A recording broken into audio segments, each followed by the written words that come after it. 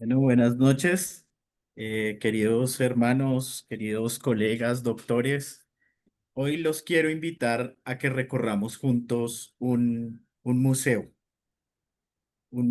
que no tiene paredes ni entradas numeradas, un museo que lleva 2000 años abierto. Ese museo al que los quiero invitar a pensar en esta noche es en la Biblia como fuente de imágenes, como fuente de obras de arte.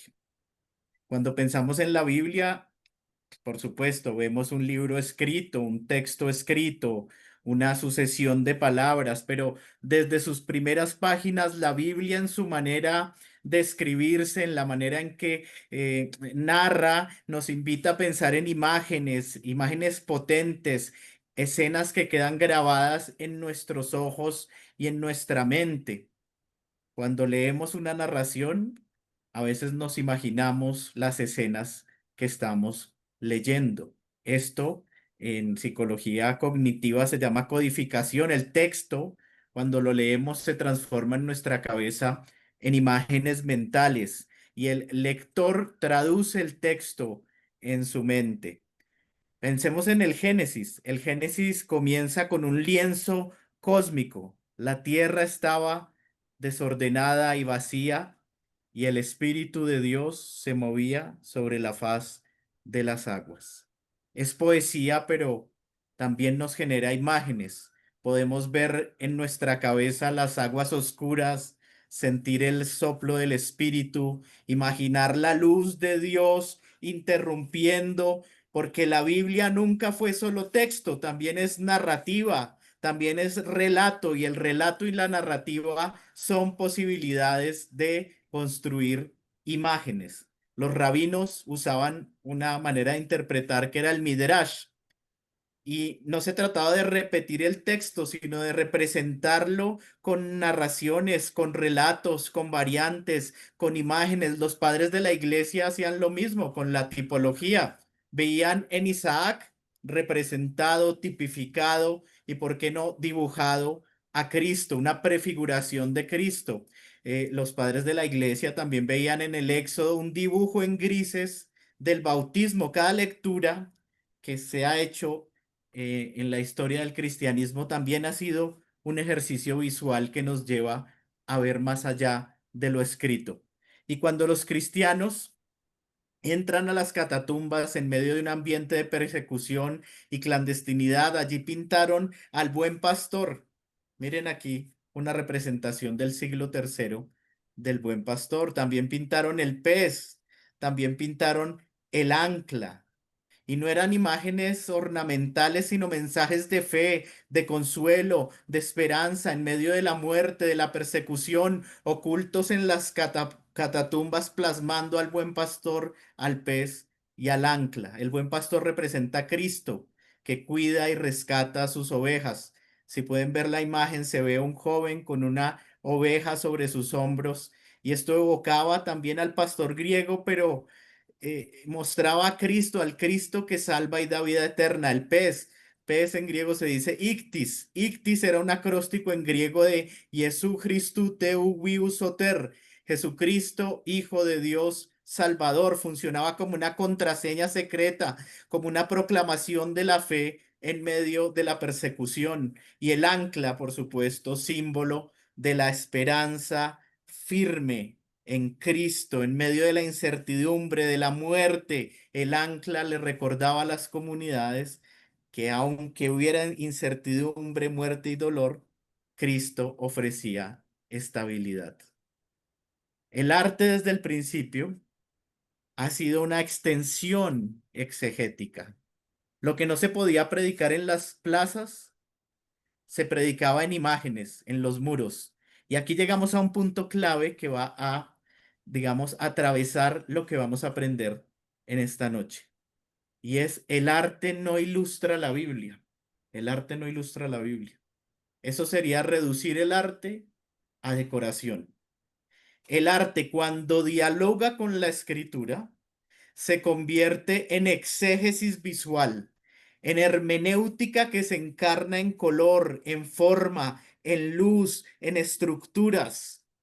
Y esto lo han dicho montones de autores. Hans Belting en Likeness and the Presence dice, las imágenes no fueron durante siglos meros adornos, sino presencias que interpretaban lo sagrado. El arte lo que hacía era interpretar la escritura. Rembrandt, Caravaggio, Miguel Ángel, pero también autores contemporáneos como Bansky, Samuel Banks, Sigle Coder, todos ellos no hicieron dibujos bonitos de las historias bíblicas, sino que produjeron lecturas visuales.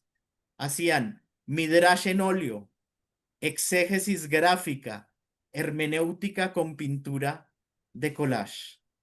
Paul Ricoeur, el gran hermeneuta, decía que todo símbolo es inagotable, nunca dice solo una cosa, siempre remite a un horizonte de sentido más amplio y nos obliga a pensar en algo más.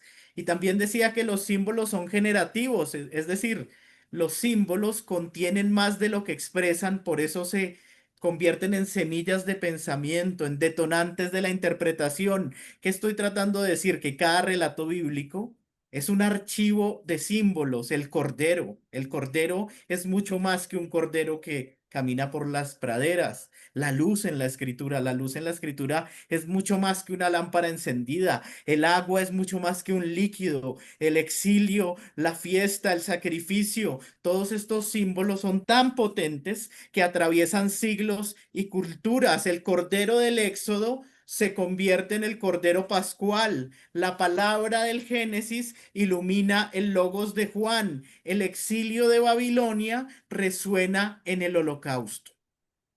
Los símbolos se transforman para hablar a cada época. En los íconos del arte descubrimos cómo cada sociedad interpreta a Dios, interpreta al hombre, interpreta el sufrimiento, interpreta la esperanza. Pero aquí la clave de nuestra conferencia, no estamos aquí para hacer arqueología estética, estamos aquí para algo más, para dejar que algunas imágenes iluminen nuestro presente, nuestra fe y nuestra iglesia. Porque la hermenéutica bíblica, decía Gadamer, no es repetir el pasado. Hacer hermenéutica no es repetir el pasado, sino hacer un encuentro de horizontes. El horizonte del texto y el horizonte del lector. ¿Y por qué no decimos hoy el horizonte del arte y el horizonte de los que veremos las obras de arte hoy? Cada obra de arte que veremos no es solo historia del arte, es un grito, y permítanme decir, un grito profético contemporáneo. Vamos a ver a Rembrandt que nos hablará de la misericordia de Dios. Vamos a ver a Siger Coder que nos hablará del abrazo del evangelio. Vamos a ver a Samuel Bank que hablará de las ruinas del exilio. Y vamos a ver a Bansky que nos mostrará el Padre Nuestro en los muros de la ciudad. Ustedes dirán, bueno, ¿por qué hablar de la Biblia y el arte en el 2025? ¿No? Eso no será un tema más como para museos, para historiadores del barroco. Pues precisamente hoy vivimos saturados de imágenes en las redes sociales, en las pantallas, en la publicidad. El mundo ya no escucha solo palabras, necesita imágenes que lo interpelen. El arte bíblico nos da un lenguaje capaz de hablarle a este mundo, no con sermones, sino con imágenes que lo despierten, que le despierten preguntas, inquietudes. Por eso, esta conferencia, como les digo, no es un paseo por pinturas, sino un clamor que el arte, un grito que el arte le hace al presente. Entonces, no estamos aquí para oír lo que ya sabemos, estamos aquí para dejarnos sorprender, para mirar obras como exégesis, exégesis en arte, para ver lo que todavía no vemos, para discernir cómo la palabra sigue haciéndose imágenes en medio de nuestras crisis. La pregunta no va a ser qué significó este cuadro en 1669. La pregunta que nos vamos a hacer en esta noche es qué significa ese cuadro en 2025. No veremos el arte como museo, sino como palabra viva. Porque cada obra de arte que vamos a analizar es un espejo, un espejo que nos lleva no solo al relato bíblico, sino a nuestras heridas, a nuestras migraciones, a nuestra necesidad de Dios. La Biblia y el arte en el mundo de hoy no es una invitación a huir del presente, sino a interpretarlo con símbolos que han sobrevivido milenios. Así que los invito y las invito a entrar conmigo en esta galería y vamos a ver cuatro obras de arte. Cada una es una parábola visual, cada una es un comentario exegético, cada una es un sermón para nuestro tiempo, para el siglo XXI. Entonces les pido que estemos muy atentos a la pantalla porque vamos a ir viendo cada obra de arte. Ante ustedes tienen uno de los lienzos más conmovedores de la historia del arte. Se llama El regreso del hijo pródigo, pintado por Rembrandt entre 1668 y 1669. Eran los últimos años de vida de Rembrandt. Esta manera en la que está dibujado se llama óleo monumental y hoy se encuentra en un museo en San Petersburgo.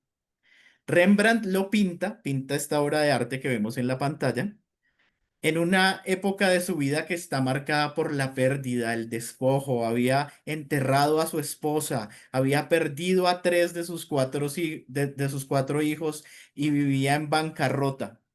Su prestigio en Ámsterdam estaba por el suelo. Y este no es el Rembrandt que pinta obras maravillosas, triunfante, es el Rembrandt envejecido, pobre, cansado, que encuentra en la Biblia no solo un tema, sino un refugio.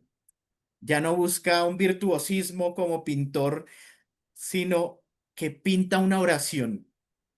Y lo que pinta es la parábola del hijo pródigo. La parábola del hijo pródigo la encontramos en Lucas capítulo 15. Y la parábola del hijo pródigo es la tercera de una triada. Es decir, antes de la parábola del hijo pródigo está la parábola de la moneda perdida y la parábola de la oveja perdida. Y el contexto es muy claro. Dice Lucas 15:1, dice, se acercaban a Jesús todos los publicanos y pecadores para oírle, y los fariseos y escribas murmuraban: este recibe a pecadores y come con ellos. Es decir, la parábola no es una lección aislada, sino una confrontación directa a los fariseos y escribas, a los que, como la moneda y el hijo fiel, fíjense, se pierden dentro de la casa. La moneda se pierde dentro de la casa y el hijo fiel se pierde dentro de la casa. La oveja se pierde fuera de la casa y el hijo pródigo se pierde fuera de la casa. La oveja, los que están perdidos fuera de la casa, la oveja y el hijo pródigo representan a los publicanos y pecadores. Los que están perdidos dentro de la casa, la moneda y el hijo fiel representa a los fariseos y los escribas.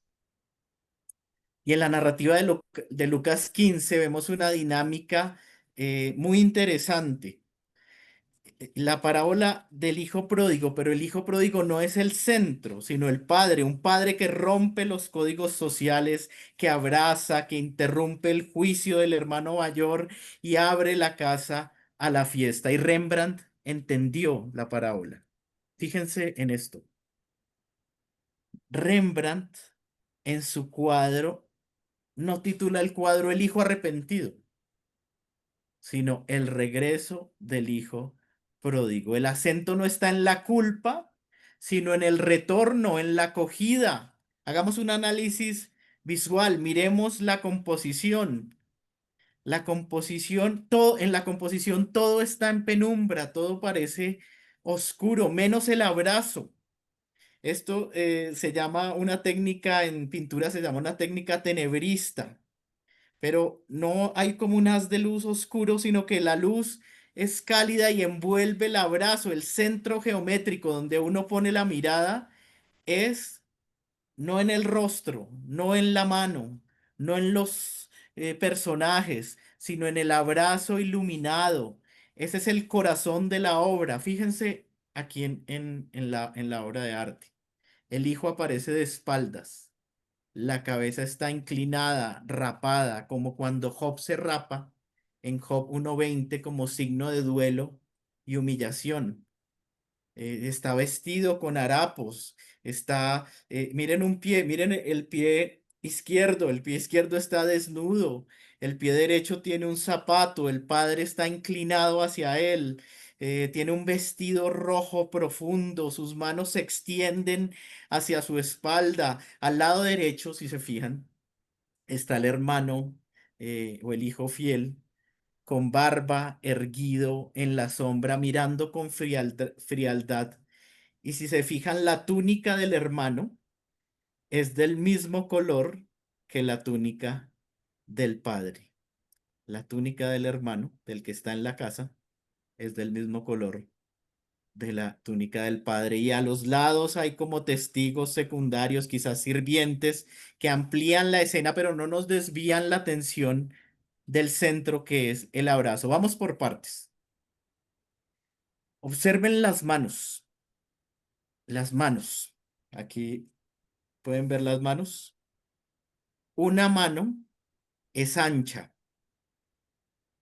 y la otra es delgada. ¿Se dan cuenta? Una mano es masculina y la otra mano del padre es femenina. Los intérpretes de esta obra desde el arte han dicho que esta imagen muestra un poco de la paternidad y la maternidad de Dios. ¿Y la maternidad cómo? Como en Isaías 66:13, como aquel quien consuela su madre, así os consolaré yo. Rembrandt pinta a un Dios que ama como un padre y que consuela como una madre. Si se dan cuenta, los pies del hijo están desnudos con llagas, un calzado roto, y esto me recuerda a Deuteronomio, donde se quita, Deuteronomio 25:9, le quitará la sandalia del pie como señal de humillación. El hijo está humillado, o tal vez nos recuerde a Éxodo 3:5, quita el calzado de tus pies porque el lugar que pisas es santo. El hijo está descalzo, humillado, pero pisa un terreno santo en la obra. Y ese terreno santo es el abrazo del Padre. También vemos al hermano mayor en la penumbra, rígido, representa exactamente lo que veníamos hablando a los fariseos de Lucas 15, que tienen el vestido del Padre, pero murmuran, juzgan, se resisten a entrar a la fiesta. Su sombra es sombra de juicio, de señalamiento, y la luz no es natural acá. La luz que ilumina el abrazo es teológica, es la luz que brilla en las tinieblas y las tinieblas no prevalecieron contra ella.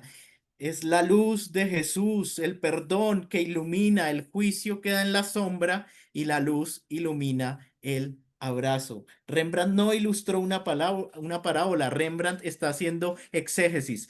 Toma Lucas 15 y lo traduce en cuerpo, en gesto, en abrazo y nos obliga a leer la parábola no solo con el oído, sino también con los ojos, en imágenes, no solo en texto. Cada detalle del cuadro de Rembrandt es un comentario teológico. Las manos, los pies, la luz, las sombras. Es una hermenéutica pictórica. Y como todo buen comentario, no se queda en el pasado. Nos preguntamos, ¿quién soy yo en esta escena? ¿El hijo? ¿El padre? ¿El hermano mayor? ¿Qué nos dice este cuadro? En tiempos de tanta polarización política en nuestro mundo, donde abundan juicios y faltan abrazos, Rembrandt se convierte en una voz para el mundo de hoy, que necesita menos hermanos mayores y más brazos que abracen, menos rigidez y más misericordia. iglesias que no estén obsesionadas con la rigidez, sino con la misericordia. ¿Somos luz de abrazo o sombra de juicio? Yo pienso en este cuadro y en este cuadro cabe toda la escritura. El hijo pródigo también es el Israel del exilio. El hijo pródigo también es la humanidad caída que necesita acercarse a Jesús. El hijo pródigo también nos representa a cada uno de nosotros. Y el padre es el padre que abraza. El hermano mayor es el juicio, es la iglesia que se olvida de la gracia, que se olvida del corazón del evangelio, que tiene el vestido del Padre, pero que no actúa como el Padre, que tiene apariencia de piedad, pero con sus hechos lo niega, que solo la luz ilumina su rostro para mostrar su desprecio, porque la luz es la luz de Cristo mismo, el logos que ilumina todo abrazo. ¿Nos quedaremos en la penumbra del hermano mayor o entraremos al abrazo del Padre? La segunda obra que veremos esta noche es de Siger Keder. Siger Keder representa al hijo pródigo también. Dejamos el barroco de Rembrandt para entrar en un lenguaje distinto. Este autor pinta en una, digamos, en una línea del arte que se llama expresionismo. Él es un pintor alemán que fue ordenado sacerdote después de haber sido prisionero en la Segunda Guerra Mundial. Su vida también estuvo marcada por la violencia, eh, pero en medio de la violencia tenía un deseo profundo de comunicar la fe a los pueblos sencillos, a las comunidades sencillas. Él no pintó para museos como Rembrandt. Él pintó para iglesias, para comunidades. Su objetivo no era ser un gran virtuoso del arte, sino darle a conocer el evangelio a la gente común. Entonces, vamos a ver que este autor no quiere representar la belleza clásica del arte, sino comunicar. Recordemos el texto de Lucas 15. Lucas 15:20 dice, eh, siendo aún lejos, lo vio su padre y corrió y echándose sobre su cuello, lo besó. Este autor fija su atención justamente en ese momento. Echándose sobre su cuello, lo besó. En el gozo del abrazo, en la alegría del encuentro y en la reconciliación. Elige el instante del abrazo, la gracia en el texto de Lucas 15 ocurre antes de cualquier discurso. El hermano mayor, si lo ven, aparece a la derecha muy rígido.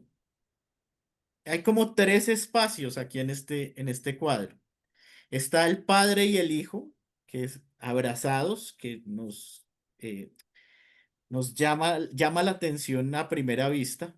Luego vemos el fondo con un negro absoluto y en la franja lateral está el hermano, formando, digamos, casi un tríptico, una obra en tres partes. Eh, claro, es como el fondo negro nos muestra como un abismo, pero miren la forma de óvalo que hay aquí en el abrazo. Brazos, espaldas, cabezas. Esa forma de óvalo es el abrazo del Padre, lo contiene todo, lo contiene todo. Es un refugio que lo contiene todo. Y miren las diagonales de la puerta, bueno, todo es muy interesante. Y el padre, los colores que tiene el padre tiene colores cálidos, naranjas, rojos, es misericordia, es vida, es hogar, el rojo es alianza y los hijos tienen colores fríos, azules, eh, sobre todo el hijo que es abrazado. Su traje está roto, muestra cansancio, juicio, distancia. Y el azul y el naranja, en la teoría del color, son colores complementarios y crean una tensión en el abrazo y se resuelve el conflicto donde el azul y el naranja se unen y el foco de la luz se pone en el abrazo y el padre inclina su cabeza, cierra los ojos como ese amor que no calcula, viste un pañuelo blanco, si se dan cuenta, que es un talit judío que sugiere o une la ley y la misericordia y el hijo con su mano aferrada, si se dan cuenta ahí en el cuadro, se aferra al padre con su cabeza rapada como en el cuadro anterior en señal de duelo y el hermano mayor en un ángulo con el puño apretado, el cuerpo rígido. Fíjense un momento, miren esta obra y fíjense en las manos. Las manos son supremamente interesantes. Miren, las manos del padre abrazan, envuelven. Acogen, son grandes, visibles, bendicen, restauran. El hijo se aferra, se agarra del padre y la mano del hermano, si la ven ahí, se cierra. La mano del hermano se cierra, se cierra. No se abre al abrazo, sino que se abraza a sí misma, se cierra el abrazo. Aquí esta escena es maravillosa porque si ven ahí hay una botella verde que nos recuerda el desorden, el vicio, el derroche, el pasado. Y no hay anillo, no hay túnica, no hay banquete, hay abrazo. Un padre que abraza. Y esto nos dice algo que la teología muchas veces no dice, y es que Dios abraza. Donde hay tantos debates, donde hay tantos conflictos, esta obra de Coder nos recuerda el abrazo, el encuentro de los reconciliados. Su obra es una denuncia contra todos aquellos que se cierran a la reconciliación, que no abren sus brazos. Y esta obra también resuena en otros textos de la Escritura, en los profetas, por ejemplo, hay un texto de Sofonías 3:17 que dice, Jehová tu Dios está en medio de ti, poderoso se salvará, se gozará sobre ti con alegría, callará de amor, se regocijará sobre ti con cánticos. Poder traduce en imágenes lo que los profetas anunciaban. Dios es un Dios que abraza a su pueblo cuando se vuelve a él. Y Coder, esto es muy bonito, pinta para, como les decía, a comunidades concretas, no para galerías, sino para enseñar la parábola. La parábola no es un asunto individual, sino un asunto comunitario. La pregunta que surge para nosotros hoy es, ¿nos atrevemos a ser comunidades que abrazan en un mundo que solo conoce juicios? Bueno, vamos a dar un giro ahora en nuestra tercera obra de arte. Dejemos de lado los colores cálidos y miremos esta obra de Samuel Bach que se llama La familia. La familia es un mundo en ruinas. Fíjense en la obra de arte. Samuel Bach es un judío lituano que sobrevivió al Holocausto y es conocido como uno de los grandes pintores de la memoria del Holocausto del siglo XX. Bach nació en 1933 y cuando tenía 6 años fue llevado al gueto. El gueto en la Alemania nazi representaba el encierro, la persecución, el riesgo de ser exterminado, hambre, enfermedad, trabajo forzado, deportación y su padre precisamente en el gueto es asesinado por los nazis y él y su madre sobreviven. Entonces toda su vida artística es un esfuerzo por contar su tragedia, por pintar sus ruinas, por pintar cuerpos fragmentados. Si ven esta imagen, autores refiriéndose a la obra de Samuel Bach dicen que él pinta con el lenguaje del trauma. Es decir, son imágenes que no tienen una resolución, que nos llevan al caos. Fíjense en los detalles. Miren este cuadro. ¿Qué muestra este cuadro? Muestra una multitud de rostros y figuras humanas, amontonadas en distintos planos. Hay distintas geometrías, como si fueran recortes, hay máscaras de madera, algunos personajes tienen vendas, como heridos, hay personas con cascos de la guerra, pero si se fijan también hay sombreros elegantes, también hay gestos de dolor, de desconcierto, una masa de personas al lado derecho, interminable, personas en exilio, en destrucción. Esto es una representación, esta obra, del quiebre de la vida familiar. Hay rostros sufrientes, mutilados, que nos muestran la guerra, la persecución, la enfermedad. También hay élites que contrastan con la miseria. Hay fuego, hay multitudes. Y cuando miramos esta obra y pensamos esto a la luz de la Biblia, también podríamos pensar en en la parábola del hijo pródigo. Y ustedes me dirán, pero ¿cómo así? Si la parábola del hijo pródigo es lo contrario, es la parábola del abrazo. Pero aquí es un retorno que no encuentra abrazo. Es el hijo que vuelve a la casa y la casa está derrumbada. La casa ya no es la misma. Y la Biblia conoce esos retornos. Cuando se vuelve a casa y la casa ya no es la misma. Miren este texto de Lamentaciones. ¿Cómo ha quedado solitaria la ciudad, la más grande entre las naciones? Este verso es el dolor colectivo de un pueblo que perdió su templo, que perdió su rey, que perdió su identidad nacional. El segundo texto, el Salmo 137, es un canto en el exilio de Babilonia tras la caída de Jerusalén. Y entonces el pueblo, tras el exilio, se pregunta, ¿cómo cantaremos un cántico al Señor en tierra extraña? Es la experiencia del exilio, es la experiencia del holocausto. Ambas realidades son dos realidades que se juntan, es la misma herida, es el retorno que no vuelve intacto. Miren los elementos de la obra, los rostros están hechos de piezas como un collage de humanidad, de deshumanización, de pérdida de identidad. Hay máscaras, figuras planas, representaciones de papeles que se imponen en la sociedad, vendas, heridas, traumas, dolores, una multitud sin fin. La pintura es un juicio visual al exilio, es un juicio visual al holocausto, es un juicio visual a la historia contemporánea que puede ser leído como denuncia contra la guerra, contra la violencia política, contra una sociedad que convierte a las personas en masas, en piezas de un engranaje, como una memoria del sufrimiento humano. La familia bíblica llora como el cuadro La familia de Bach. Es la familia rota que nos recuerda a Israel disperso en el exilio, a Jerusalén arrasada por Babilonia, o al segundo templo cuando no quedó piedra sobre piedra.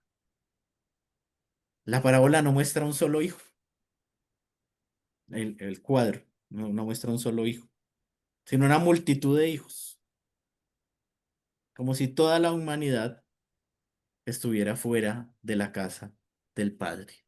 Este autor no pinta sermones, pinta dolor, pinta heridas. Si lo tuviera que nombrar de una manera, yo diría que es una contraparábola, es la contraparábola del hijo pródigo y nos recuerda que no todos los regresos encuentran un abrazo, que la multitud clama por un abrazo que muchas veces no llega, que algunos regresos encuentran memorias destruidas y heridas que ningún abrazo puede borrar. Esto lo llaman los biblistas el realismo del exilio. ¿Y qué es el realismo del exilio? Es que la Biblia no es ingenua. Sabe que volver no siempre significa recuperar. ¿Qué nos dice esta obra hoy? Bueno, que hay millones de personas que experimentan lo mismo. Hay refugiados, hay familias desplazadas, hay pueblos arrasados. El siglo XXI está lleno de hijos pródigos que vuelven y no encuentran casa o que nunca volverán a su casa. La obra es un grito contra la ilusión de reconciliaciones fáciles. ¿Qué significa predicar bienvenidos a casa cuando las casas siguen destruidas? cuando las madres siguen buscando a sus hijos desaparecidos, cuando los pueblos son aniquilados en su propia tierra. Miren, esta lectura no anula la parábola de Lucas, la amplía porque la Biblia conoce el lamento también. Job 3, perezca el día en que yo nací, grita Job. Son palabras que no se resuelven. Job solo grita y esta obra hace lo mismo. No nos da una resolución, nos deja en el grito. Y ahí está lo profético. La fe no huye del dolor, la fe nombra el dolor. Y por último, vamos a ver esta obra. Esta obra se llama Perdona nuestras ofensas. Esto es un giro radical en el tiempo, lo que estamos haciendo acá. Perdona nuestras ofensas. Venimos de las ruinas que nos presenta Samuel Bach y ahora pasamos al graffiti callejero de un artista que se llama Bansky. Bansky es un artista británico que nadie sabe quién es anónimo y se conoce sus obras desde los años 90. Ha pintado en todo el mundo, en muros, en túneles, ha hecho museos improvisados, es un artista contemporáneo que nace en Inglaterra y ha hecho arte urbano y en su arte hace, digamos, una denuncia social. En su estilo combina ironía, crítica, pero todo lo hace en el espacio público. Y este arte es efímero porque llegan las autoridades y lo borran, lo pintan de otro color o tumban o arrancan el póster creado por este autor. Y la obra que nos convoca hoy de este autor es Perdona nuestras ofensas del 2010. Fue realizada, la que vemos aquí en el cuadro, en Salt Lake City y muestra a un niño, si se dan cuenta aquí, un niño orando, un joven, más bien un joven, que ora. Y la más conocida es la de la derecha con un halo luminoso pintado en la cabeza frente a un frasco de pintura. El título, Perdona nuestras ofensas, como saben, es tomado del Padre Nuestro. El Padre Nuestro lo encontramos en Mateo 6 y en Lucas 11. Y le dicen a Jesús, Jesús, enséñanos a orar, y él dice, les enseña el Padre Nuestro. Y dice, perdona nuestras ofensas, que en uno de los textos es nuestras deudas, o feilémata, y en el otro es nuestros pecados, jamartía, como también nosotros perdonamos a los que nos ofenden. Y esta súplica nos ubica, digamos, en dos realidades. Una, que somos pecadores, y otra, que necesitamos el perdón de Dios y también el perdón mutuo. Entonces, lo interesante de esto es que el perdón o la petición la petición de perdón se coloca en la ciudad. Y el que pide perdón no es un corrupto, no es un transgresor, no es un mafioso, sino un joven que peca y, y el pecador es el que pinta los muros. Miren los elementos aquí. El joven es un joven cualquiera de nuestras ciudades. No tiene un rostro definido, puede ser cualquiera, no es un individuo completo. La lata de pintura es la culpa, el acto de pintar, pero también es la creatividad del joven. La mancha de pintura es el delito, pero también es el arte. El halo luminoso que tiene en la cabeza, que es irónico, ¿no? Porque en la tradición cristiana los que tienen halo en la cabeza, en el arte cristiano, los que tienen halo en la cabeza son los santos, los mártires, las vírgenes, pero se le concede a este joven. Y el muro mismo, la superficie donde se pinta no es un lienzo neutro, es el espacio público, es la ciudad. ¿Y qué nos dice esta obra? Nos dice que también en los jóvenes de nuestras ciudades hay un clamor por encontrar el perdón de Dios. Que la gracia también está en los márgenes. Bienaventurados los pobres de espíritu, decía Jesús en las bienaventuranzas, desplazando el gozo a los márgenes, a los que no encajaban en los sistemas religiosos. La pintura es la parábola del barrio, así como Jeremías hablaba con una vasija rota, o Oseas convirtió su historia de amor en un grito, o Jesús dibujó con su dedo en la arena. Este personaje hace que las paredes muestren la Biblia, le muestren la Biblia a la ciudad. El muro es la Biblia hablando en los lugares menos esperados, en las paredes de la ciudad. Es un gesto profundamente teológico. El santo no está en la catedral, la palabra no está en la iglesia, está en la calle. Es el lugar para buscar a los jóvenes que pintan muros. Dios también se encuentra en los márgenes, Dios también se encuentra en las ciudades. Dios no está encerrado en las iglesias. ¿Qué nos dice esta parábola? Que en nuestras ciudades hay miles de jóvenes que necesitan a Jesús y no llegamos a ellos por su ropa, por su barrio, por su color de piel, por sus expresiones artísticas. El graffiti es los jóvenes gritando, existo en un mundo que los invisibiliza. Ivansky recuerda que ellos también suplican, perdona nuestras ofensas. El reino de Dios también es para los jóvenes que pintan los muros. Los santos pueden tener gorra, tenis y estar caminando por la calle. La obra de Bansky nos conecta con la tradición profética. Los profetas no eran funcionarios no eran funcionarios del palacio, eran voces incómodas que gritaban en las calles. Su obra es un recordatorio. El Padre Nuestro no se debe rezar en silencio, se debe gritar en las calles, se debe gritar en las ciudades. ¿Y qué significa esto para nuestra iglesia hoy?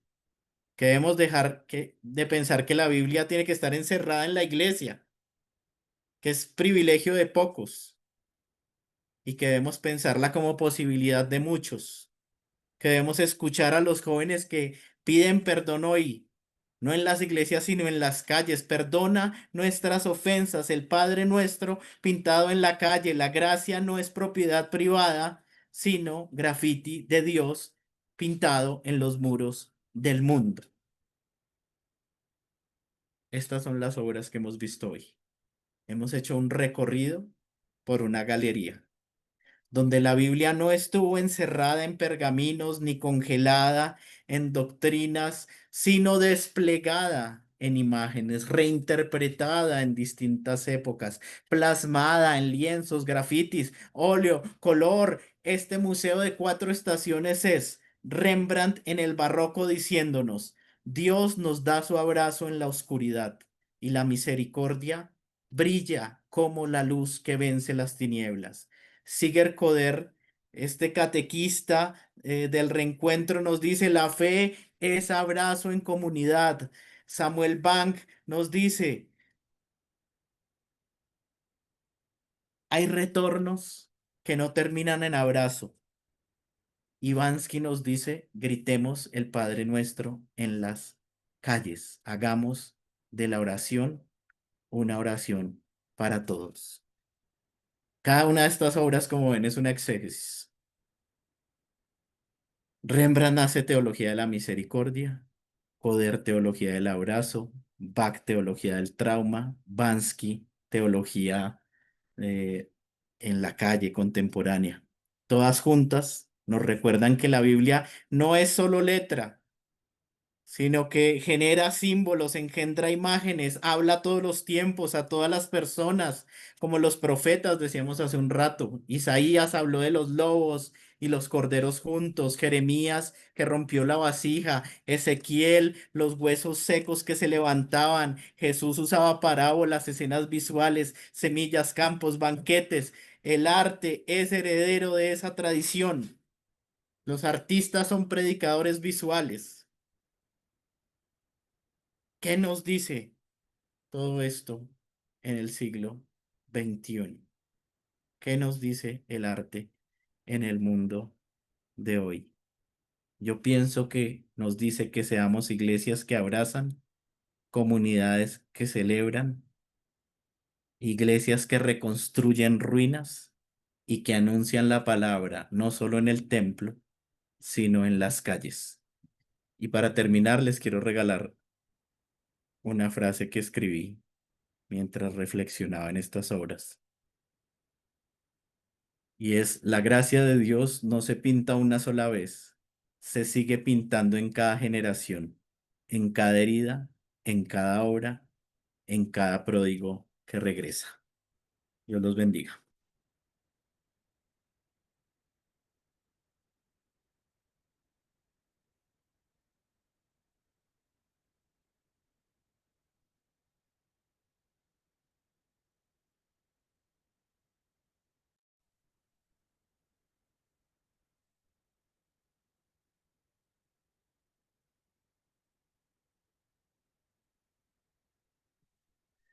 Muchas gracias, doctor Sergio Ramírez. Si está Angie por ahí, Ok, Eduardo, dígame. ya entramos. Yo estoy con las Ah, preguntas. Lo que pasa es que ya, no me daban el sonido, por eso estaba haciendo los gestos y ya me la activaron. ya. Está ¿Ya? bien. A ver, Sergio, vamos a respetar los tiempos. Hay varias preguntas, pero solamente tenemos 5 minutos. ¿Verdad que te felicito, Sergio? Te conozco personalmente y verdad que eres una persona que comunica muy, muy bien. Y ahora, a través de esta ponencia, de manera personal, lo he visto una vez reafirmado. Nos hacen una pregunta, ¿no? Desde el punto de vista de que cuando nosotros enseñamos Biblia o predicamos, partimos del texto bíblico. Nos preguntan, ¿yo podría partir de una pintura o de algo que comunica y tener el texto bíblico en segundo plano? ¿Estaría bien? ¿Estaría mal? ¿Estaría pecando? ¿Qué opinión tienes, Sergio, al respecto? No, es que el artista ya está haciendo una interpretación. Ahí el problema sería que yo haría una interpretación, es partir del arte. Yo lo que estoy mostrando es cómo el arte está haciendo exégesis, el artista está haciendo exégesis, pero el artista parte del texto. Eh, Aquí lo bonito es que nos estamos acercando a cómo el artista está haciendo una lectura del texto, ¿no? Pero el artista como exégeta y nosotros como exégetas también debemos iniciar en el texto. Eh, Esta proclamación que hacen los artistas también la podemos hacer nosotros en la predicación, proclamar el texto, nuestra exégesis en la predicación, proclamarlo en la pintura, proclamarlo en la música, pero siempre la base debe ser el texto bíblico. Podríamos decir que tomamos el texto, de ahí tomamos el arte y de ahí hacer el camino de plantear la propuesta de enseñanza, ¿verdad? Así es, así es. Pero enriquece Este, mucho, mucho me llama mucho la atención, no sé si se dieron cuenta en el primer cuadro. El hijo y el padre tienen el mismo color de túnica, sí, como que en el de Rembrandt. Pero en el segundo cuadro que veíamos, los dos hermanos tienen el mismo color de túnica. Eso tiene unas implicaciones bien interesantes, porque uno es el hijo de la casa del padre. Los dos están vestidos igual, están muy ligados. En el otro nos recuerda que aunque el que está afuera está perdido, también tiene la posibilidad, si se une al abrazo del Padre, de ser hermano. Sí, se nos olvida que ya. que el pecador es hermano también, ¿no? Ya. A ver, justamente en base a eso, Sergio también nos hace la pregunta es, eh, como que al parecer quieren hacer un planteamiento ya desde el punto de vista latinoamericano, ¿no? Entonces podría ser válido también entonces tomar elementos muy puntuales, muy contextuales, muy locales, para poder expresar una realidad. Sí, Que, sí, hay artistas también latinoamericanos que han pintado La Pasión, han pintado El Hijo Pródigo. También habría que hacer un análisis también de cómo están haciendo, también es una hermenéutica, ¿no? El arte también habla al presente, habla al mundo de hoy, hace este salto el salto hermenéutico para hablar a nuestras realidades. Y también hay artistas latinoamericanos que han plasmado la Biblia. Aquí vimos solo cuatro, pero podríamos hacer esto durante horas Y con mirando varios, muchísimos ¿no? artistas más, claro que sí. Sí. Entonces, y con esto terminamos, Sergio, para respetar los tiempos, ¿no? Tú hablaste en la primera parábola de las acciones del Padre, y hasta como que el título se le cambió, ¿no? Va en el sentido del Padre. Acabas de hablar de las manos, ¿no? Que una parece masculina, femenina. Entonces, podríamos entender que para entender tanto el texto bíblico como el tema del arte y yo plasmarlo, tendría que entrar a mucho detalle para poder comunicar bien esto, Sergio, porque entiendo que el arte tiene que ser eso que llegue a la gente, ¿no? O a ese público que a la gente le gusta. Sí, sí, si te fijas, los autores que vimos hoy son verdaderos exégetas, se fijan en detalles, se plasman elementos que podríamos pasar por alto y también en el color, en la luz, interpretan de alguna manera. eh, Comunican. son intérpretes también del texto, le dan nuevos sentidos. Me parece que eso es lo bello, que se apropian tanto del texto y como veíamos en el de Rembrandt, que es un Rembrandt cansado, agotado, desesperado, que se refugia en la escritura y pinta el Padre Nuestro porque ese hijo sin sandalia y rapado es el mismo Rembrandt que requiere agarrarse de los brazos del Padre. Entonces, claro, lo que muestra el arte es que el texto no solo hay que leerlo, sino permitir que nos atraviese. Ok. Ok, Sergio, muchísimas gracias, ¿verdad? Por la intervención. Gracias por darte el tiempo de contestar estas preguntas. Y doy paso a Eduardo Carrillo, que va a presentar a nuestro siguiente expositor.